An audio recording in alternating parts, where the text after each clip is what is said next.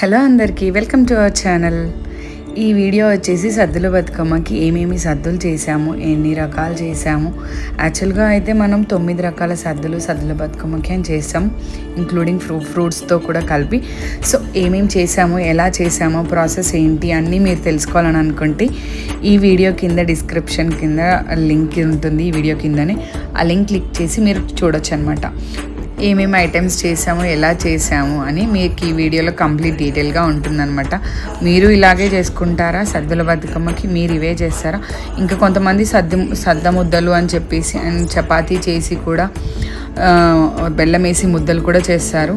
ఇవన్నీ ఏం చేయలేదు, ఇంతవరకు చేసాము. మీరు ఇవే చేశారా, ఇంకెక్కువ చేశారా, ఇంకా వెరైటీగా ఏమైనా చేశారా? కమెంట్ చేయండి. వీడియో నచ్చితే లైక్ చేయండి, షేర్ చేయండి, సబ్స్క్రైబ్ చేయండి.